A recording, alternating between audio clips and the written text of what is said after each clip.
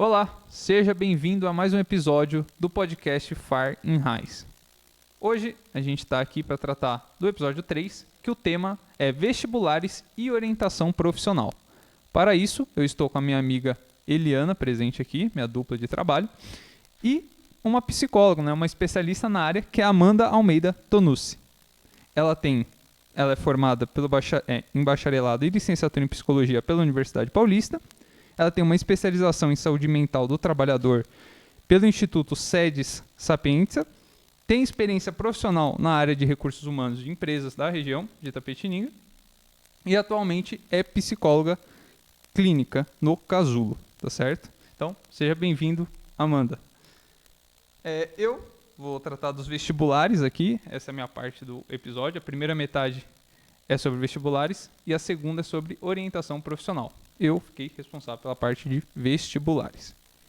Então, eu vou estar começando a fazer algumas perguntas. São perguntas simples, que é interessante que eu também vou fazer alguns breves comentários, aprimorando mais a pergunta, mas é importante a gente ter um respaldo de uma especialista presente. Então, eu trago uma primeira questão que seria a seguinte. A gente está chegando numa etapa final do ano letivo, né? Que é onde meio que se fecha um ciclo e começa outro, que é o da faculdade. Para isso, todos os alunos, né, na grande maioria, necessitam passar pelo vestibular. Né? Então, eles precisam fazer uma série de simulados, exames, treinar, né, estudar até de forma exaustiva para ser aprovado numa instituição pública ou numa instituição particular. Né? Eles passam por esse trabalho. E o quanto você acha que essa etapa na vida de um estudante prejudica o futuro dele, como pessoa mesmo, o psicológico dele, né, a saúde mental dele? Sei lá, desenvolve ansiedade, pode desenvolver, né, um tipo de ansiedade mais severa, alguma síndrome, não sei. Gostaria do seu comentário sobre tal pergunta. Bom, primeiro queria agradecer, né, o convite, a participação para vocês dois. Bom, a etapa do vestibular, ela realmente, para muitos jovens, hoje a gente vê isso no contexto da clínica, que ela virou um gatilho, né? Então, muitas vezes, quando o estudante ele senta para fazer o processo de estudar, ali ele já tem gatilho, ele não consegue estudar, ele não quer estudar, ele já fica ansioso. E, assim, o que a gente vem vendo ultimamente, que não é que o vestibular, ele vamos dizer assim, que ele é o problema. A gente tem que olhar assim, o contexto ao todo. Então, assim, hoje se vende de que, né, em alguns contextos familiares, a gente vai fazer, paguei cursinho, estudou em tal escola, então agora tem que passar. Então, existe essa pressão inicial do eu tenho que passar. Algumas escolas, elas reforçam que você tem que passar em determinadas faculdades, né? Então, assim, eu já peguei casos de clínica, onde a pessoa passou no curso que queria numa faculdade particular, mas na pública ela não conseguiu exatamente o curso que ela queria. Então, ela acaba optando por fazer a segunda opção, por ser pública, até mesmo por uma questão, às vezes, de vergonha, enfim. Vai tudo do contexto de onde ela estudou e essa pressão que foi feita. Então, assim, se a gente for olhar isso tudo, é muito gatilho, né? Realmente deixa o estudante muito nervoso, assim, muito estressado. Outra coisa que eu acho que complica um pouco também essa questão é que se vende hoje que a gente tem uma felicidade de tudo. Então, você tem que estar bem para fazer o vestibular, você tem que passar no vestibular, tem que ser o curso para o resto da sua vida, então, a partir dele que você vai construir toda a sua carreira. Então, se vendem muitas coisas, né, que quando a gente vai para o processo real, né, vocês estão aqui, vocês sabem, vocês passaram por isso, é irreal muita coisa, né? Então, realmente, assim, é um período de muito estresse. Todas as escolhas que a gente faz terão frustrações, né? Não vai ser o ideal que eu planejei quando eu ingressei no curso. Agora eu estou no 3º ano, né? Já próximo de finalizar, ano que vem eu finalizo.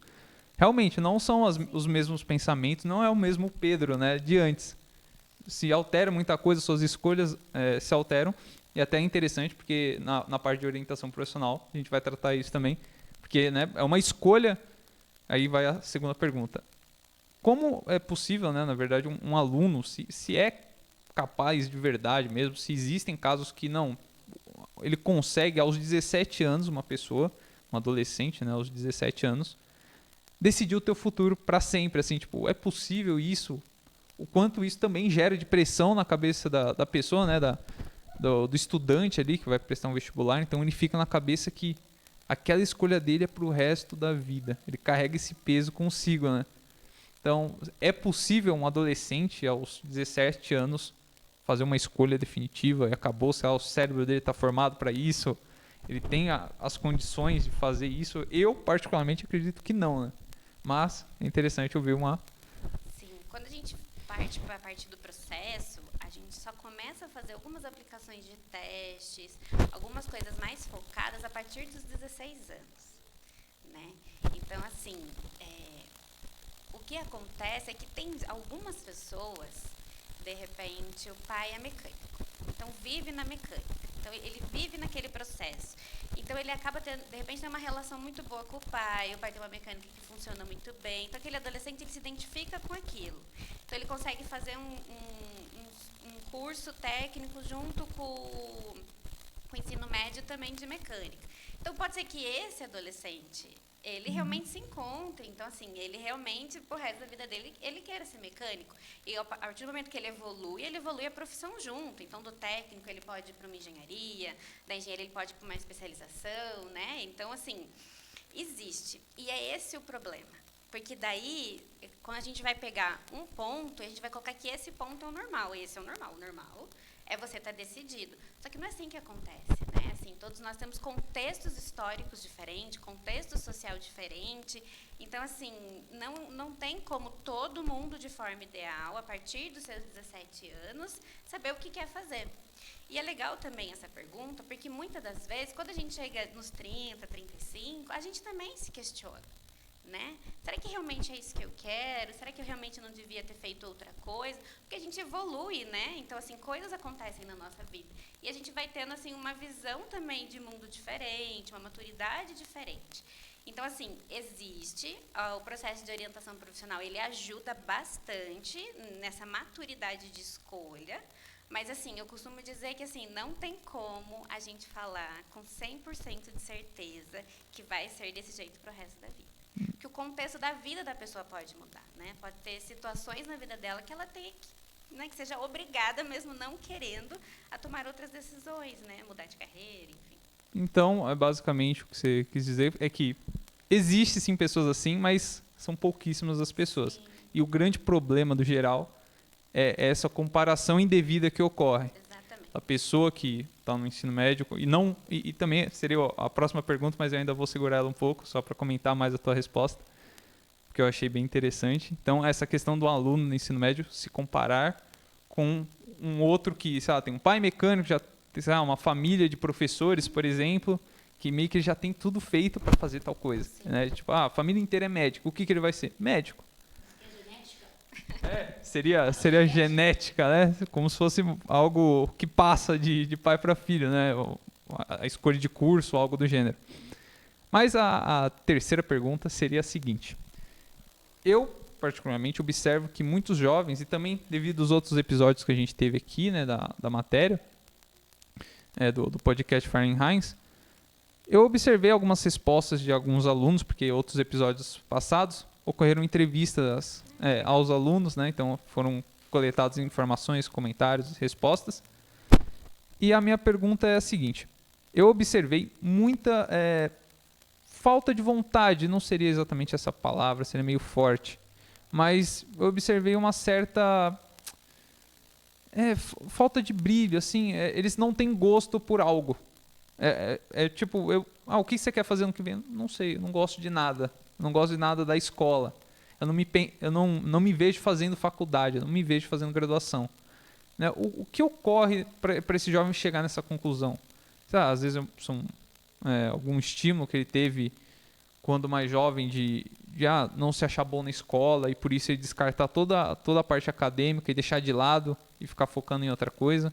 Então, o que ocorre para ter essa grande parte dos jovens hoje em dia no Brasil com essa desilusão com o mundo e a trajetória acadêmica e profissional de faculdade, graduação, né, a parte mais formal de ensino, né? O que ocorre? O porquê isso acontece?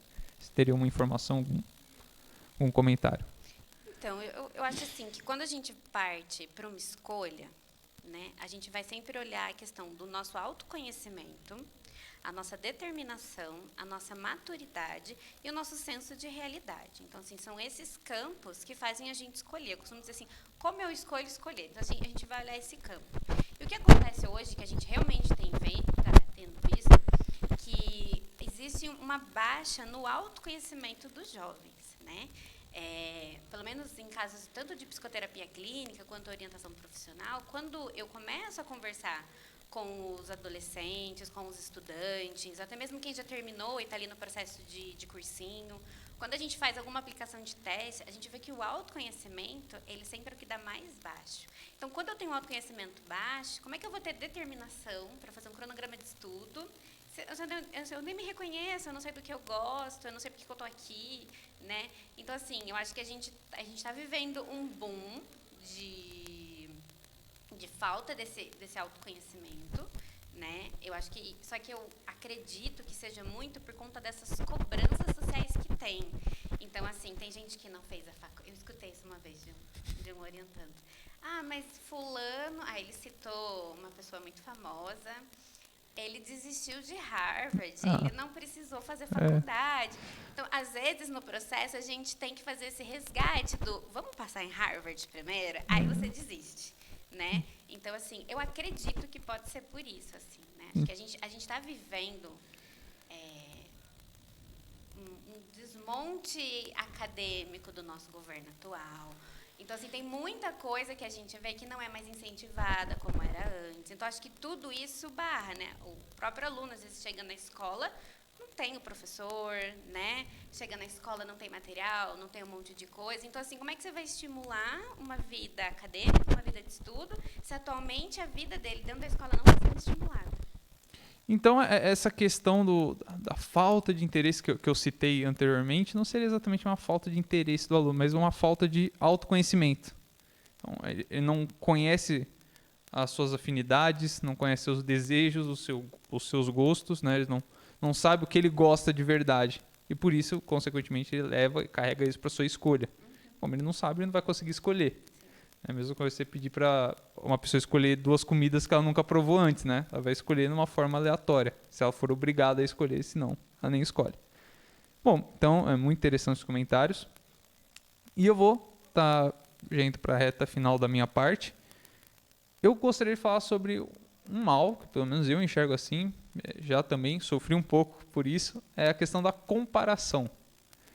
De você se comparar. E o problema maior que eu vejo antigamente, na época que não tinha celular, não tinha internet, a comparação era fechada num ciclo pequeno. Então era você com teu amigo, numa escola de bairro, numa escola de uma região central, e você tinha um nível de comparação, uma régua, né, mais ideal para se medir em comparação com os demais. Por exemplo, se você considerar o vestibular como uma competição, né, você consegue se comparar melhor com seus concorrentes. Então, mas ficava num ciclo fechado de colegas, amigos, próximo. O problema que eu, pelo menos, vejo hoje em dia é que essa comparação se estendeu para o mundo. Então, você se compara com uma pessoa que tem uma realidade totalmente diferente da sua, que vive em outro país, às vezes, beleza, vive no mesmo país que você, mas tem uma condição financeira totalmente diferente, teve uma base, um esforço, um empenho muito maior que o seu, e você não enxerga isso. E você fica mal, você fica até mesmo depressivo por isso, você fica triste, você fala, caramba, eu sou um idiota, ou por outro motivo, se for uma comparação financeira, nossa, mas como eu fui burro porque eu não fiz tal coisa, essa comparação. Como isso, já dei alguns indícios, né, mas é melhor um comentário de um especialista em vez de um cara de papo furado. Como isso prejudica um vestibulando, né, um aluno nessa etapa de vida, nessa comparação excessiva. O que isso pode gerar? Pode gerar algum problema mais grave, sei lá, uma crise severa de ansiedade, não sei nem se é esse o termo, mas sei lá. Essa comparação, ela acaba acontecendo, né? Porque na adolescência, a gente quer se sentir pertencente a algo, né? Então, quando a gente está numa bolha pequena, que é parecida com a gente já se sente pertencente àquilo, né? Agora, quando ela se expande, você tem mais opções e você ainda não... você está na busca do seu autoconhecimento, o que eu gosto, o que eu quero, né? E essa fantasia da comparação, de que a vida do outro é desse jeito, de que a vida do outro... que a minha vida pode ser também. Então, assim, você quer se pertencer, então você acaba fazendo essa comparação. E a comparação, sim, ela gera gatilhos. Não só por uma questão de condições materiais, mas também de uma condição estética, né? Então, assim, a fulana faz a faculdade, ela está no 3º colegial, ela vai para a faculdade, ela faz academia, ela lê não sei quantos livros. Então, assim, aí o adolescente ele começa a ficar assim, por que eu não consigo, né? Então, assim, ele já se questiona numa fase que é natural de todos nós se questionarmos, porque a gente está se formando. Então, assim, a comparação, ela prejudica, sim, porque ela expande esse mundo dessa fantasia da vida do outro, de você querer essa vida do outro, né? Em terapia, às vezes a gente tem que trazer, mas será que a vida do outro é realmente assim? Porque a gente está vendo o que a tela está mostrando, o que ele está postando, mas será que na vida real é dessa forma, né? Eu gosto de me usar de exemplo. Eu falo assim, todo mundo diz que eu sou calma. Nossa, Amanda, você é tão calma, né? Você tem um jeito. Só que assim, eu sou mãe. E eu tô para conhecer uma mãe que nunca deu um gritinho, sabe? Chega um momento que você dá um gritinho ali com a criança, entende? Mas existe uma fantasia da mãe psicóloga, né? Ah, então o filho dela deve ser isso e aquilo. E não é assim, né? São multifatores. E a comparação, ela realmente atrapalha muito nesse processo. Porque a pessoa deixa de escolher, às vezes, o que ela quer, né? Mas isso que eu quero, isso que não dá dinheiro. Porque o pai do outro faz isso, e tem isso, isso e isso. Meu pai fez isso e não tem, sabe? Então, assim, às vezes a gente caminha por lugares nebulosos, né? Eu, particularmente, posso falar da minha experiência quando, sabe, eu tive comparação, essa questão mais presente na minha mente, foi um tempo atrás, já faz, acho, uns 2 anos, 1 ano e meio. Eu lembro de ficar ruim, assim, eu falei, caramba, por que eu não fiz tal coisa, ainda não fiz tal outra coisa? Eu fiquei me comparando com o outro. Aí eu comecei a me afastar das redes sociais. Comecei a me afastar das redes sociais e essas memórias que eu tinha do como o outro estudava, o quanto ele estudava, eu fui armazenando como inspiração. Né? Foi um jeito que eu consegui lidar com isso, de falar, não, pô, se ele consegue tantas horas, significa que eu também consigo. Então foi uma forma de eu reduzir os danos dessa comparação que eu fiz comigo mesmo a outras pessoas. Uma comparação indevida, como falada já, mas pelo menos foi assim que eu lidei com isso. E também juntando com isso, né, essa questão da comparação, o excesso do uso de redes sociais, de entretenimento abusivo. Então, ainda mais essa geração agora, que eu não fiz parte ainda dessa geração, que você vê bebês com tablets, com celulares. Eu fico até assustado. Assim, óbvio, eu tive contato relativamente cedo com computador, assim, mas eu tive o meu computador com 12 anos, né? Tipo, foi uma etapa que eu acho que deveria ser um pouco mais tardio, deveria. Hoje eu vendo, né? Mas não me trouxe males, pelo menos observando agora, né? Mas o que você acha, né, desse excesso de redes sociais, desse excesso de entretenimento de forma desregrada, da pessoa ficar 9 horas por dia no celular, 8 horas por dia no celular? É um pouco óbvio como isso vai atrapalhar o estudante, porque ele vai parar de estudar para fazer isso e ficar ali perdendo tempo, né? Mas o que mais isso gera na cabeça do estudante?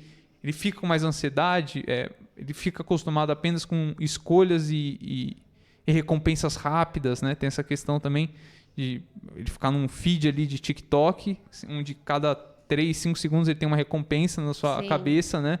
Um disparo de dopamina, que ele vai sentindo prazer ao ver aqueles vídeos infinitos, e ele fica acostumado com essas escolhas mais momentâneas e também tem essa dificuldade de fazer escolhas de longo prazo, de decisão, né? Como isso atua, né, na cabeça do jovem? A questão das redes sociais e das telas em si é um campo de estudo gigante dentro da psicologia, né? Sei que a gente não vai falar de crianças, de nenês, mas a gente já vê assim, o quanto que elas não deveriam ter acesso a essas telas antes dos 2 anos. Assim. Isso, assim, dos 2 anos seria o mínimo. Teria até que dar uma... Né? Hoje a gente vê crianças pequenas de 4, 5, 6 anos que para ir no banheiro pedem um tablet, uma tela. Então, assim, a criança não consegue, não está sendo ensinada a ter um momento dela ali sozinha. E o quanto isso é importante, né? E quando a gente volta agora para o mundo do adolescente, né? Ou até mesmo da vida adulta, a gente perde horas no celular. Porque tem a questão do prazer, porque aqui ninguém vai te cobrar nada, porque assim, a gente se cobra, mas a gente sabe qual a rede social que a gente vai, que não dá o gatilho, qual vídeo que a gente gosta, né? Então, acaba que o excesso é prejudicial, né? Eu estou fazendo uma extensão universitária sobre psicologias nas emergências. Então, a gente está vendo muito sobre suicídio, sobre outras questões, enfim. E aí, existem alguns planos que você pode montar com a pessoa. Então, assim, o celular, ele é um ponto muito positivo, se você souber fazer o uso certo, entende? Então, assim, você vai usar de forma ativa. Eu quero ver, sei lá, uma página que me ensina a fazer um cronograma de estudo. Então, você vai de forma ativa, você entra na página. E não apenas você receber as vê informações. O que quer. Exatamente. Agora, ficar naquele feed, né, eterno. Aí tem uma coisa assim, fulano postou uma coisa que eu não gosto, não posso bloquear, porque senão... Então, assim, existe assim, acaba sendo algo fantasioso também, né? Então, assim, muitas vezes a gente fala, bloqueia. Não segue mais, né? Você simples, tem esse né? direito, exatamente. Lá. Porque isso te gera gatilho, né? Então, assim, pode gerar um gatilho, de repente, de um transtorno alimentar, da pessoa ficar ansiosa e querer ir lá e comer, de uma ansiedade. Então, assim, tem várias coisas que ocorrem, sim. E, assim, não é só com os adolescentes, né? A gente tá vendo isso muito também na vida adulta. Perfeito, uma ótima resposta mesmo. Elucidou bastante esses pensamentos que eu tinha e também conseguiu organizá-los de forma mais precisa. E também outro comentário da mesma pergunta, só para já finalizando para a última questão. Só um comentário dessa anterior que isso além do celular atrapalhar, né? Todos esses malefícios, se trabalhado de forma negativa, de forma excessiva, né?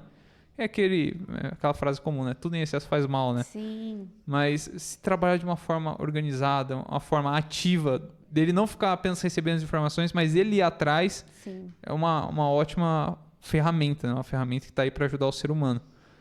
Mas a gente observa que dessa forma passiva de se utilizar o celular, que a maioria dos adolescentes usam, até mesmo os adultos, né? Se distraem ali no intervalo do trabalho para não pensar na vida, digamos assim, eles fogem da vida.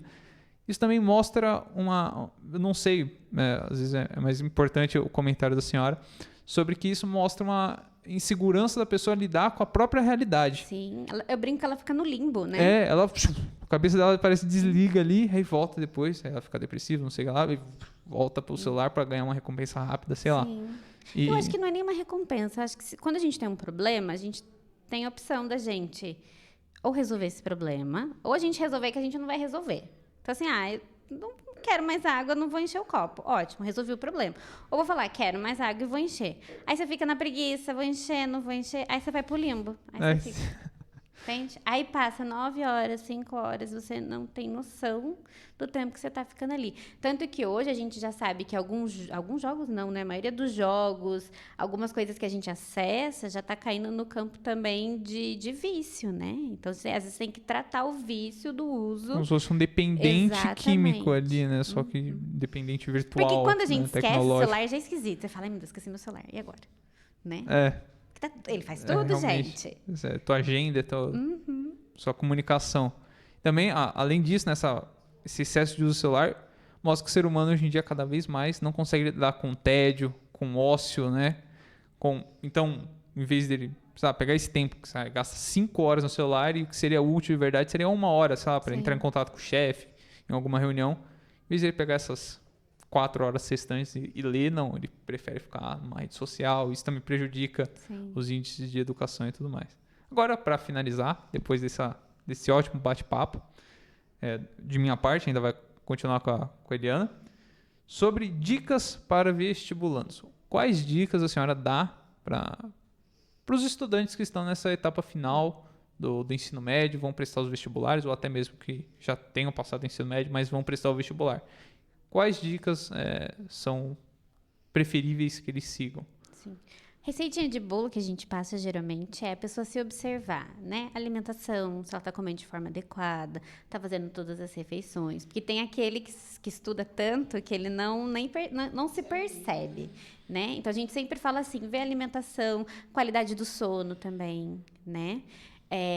Faz um cronograma de estudo para que não estude em excesso, para que não estude, né? Ter momentos de lazeres ativos mesmo, sabe? Então, se a pessoa saber, hoje é o dia que eu vou na casa do fulano, hoje é o dia que eu vou jogar bola, hoje é o dia que eu vou na academia, aí hoje é o dia que eu não vou fazer nada, vou ficar em casa assistindo TV e vou perder 5 horas no celular, sabe? Mas, assim, de forma ativa, o que eu vou fazer do meu dia hoje, né? De forma consciente. Lógico, não dá pra perder 5 horas todo dia no celular, mas eu digo no sentido, assim, da pessoa se sentir, se ela se organizar. Então, assim, alimentação, qualidade de sono, né? Um cronograma de estudo, o que ela vai estudar. Porque, assim, já é difícil, já é um gatilho. A pessoa senta, não sabe nem por onde começar.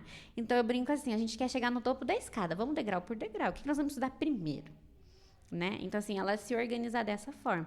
Acho que é o primeiro ponto. Para os indecisos, não sei o que eu quero fazer. Faço vestibular ou não faço vestibular. Viva a experiência de estar ali sentado, de fazer a prova, de ver como é que é. Porque, assim, é um momento legal, né? Tem gente que leva água, tem gente que leva lá umas bolachinhas, alguma coisa para comer. Então, assim, viver essa experiência. Para quando ela decidir o que ela quer, ela também tá preparada, ela saber como é que...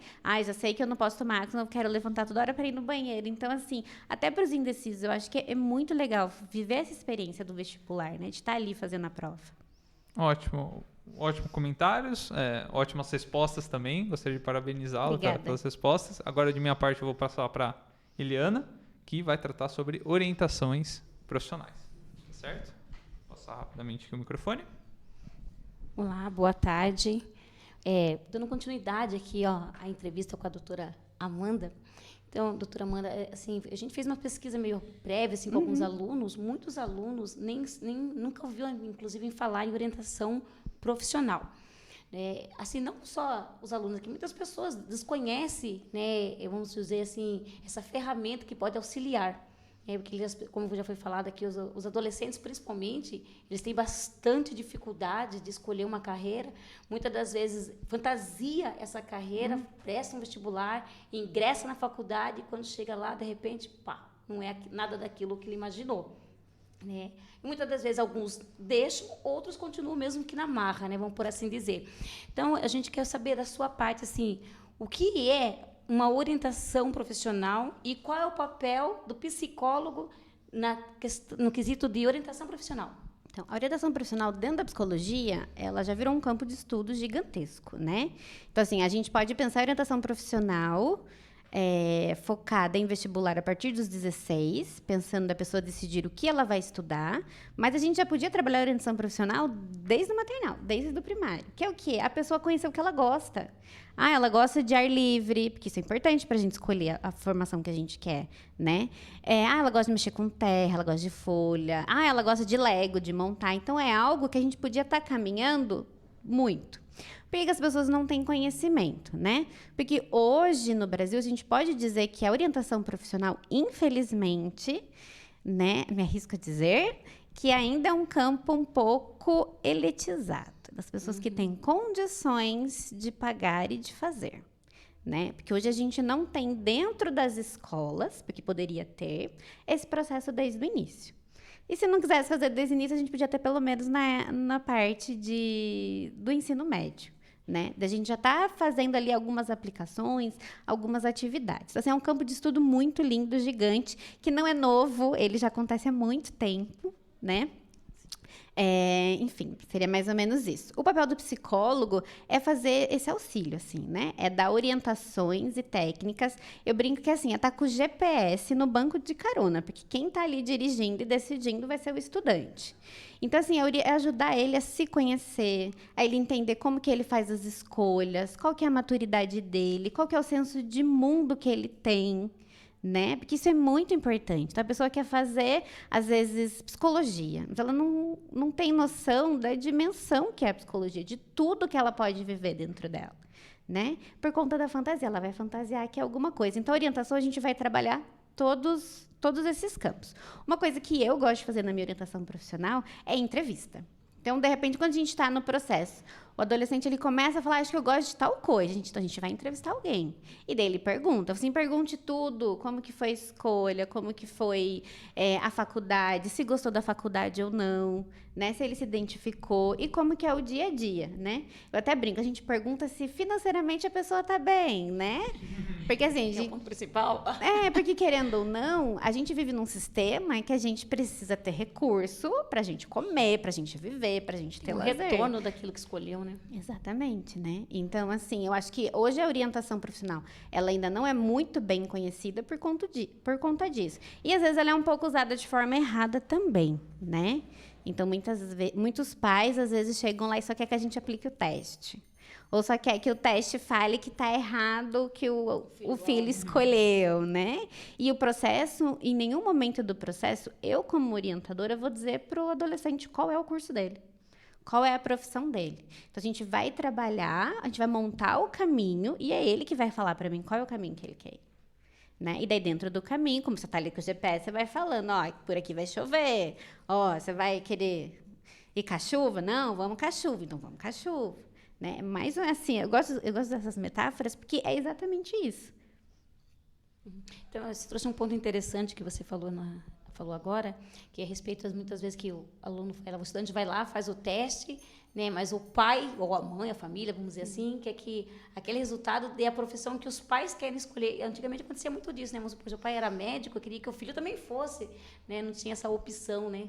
Sim. Hoje em dia é um pouco mais aberto, vamos dizer assim, não tem tanta essa opressão, da família, né, de querer que o filho siga o passo do vô, do pai, do tio, coisas do gênero, né? Hoje é menos, né? O que eu vejo muito no consultório é, assim, mães que querem que eu ajude de que o filho tem que fazer faculdade.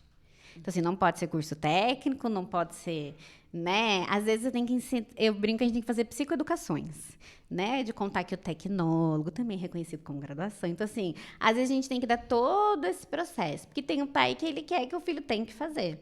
E, às vezes, o adolescente fala para você que ele quer fazer, que ele está estudando, mas ele está inseguro. Né? Então, antigamente tinha muito isso, né? De passar aí a profissão do pai. Hoje não tem tanto. Hoje o que a gente vê é a pressão dos pais mesmo, de ter que fazer faculdade, de ter que fazer certa faculdade, né? Alguns casos tem, quer que faça a faculdade que o pai fez, o curso que o pai fez, mas não é tanto mais hoje em dia. Certo.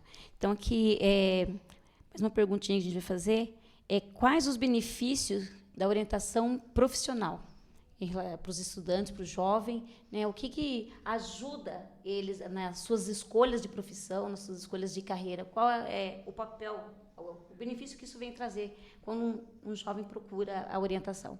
Acho que são 2 pontos muito fortes, assim, que é a questão do autoconhecimento e dele conseguir identificar a potência dele.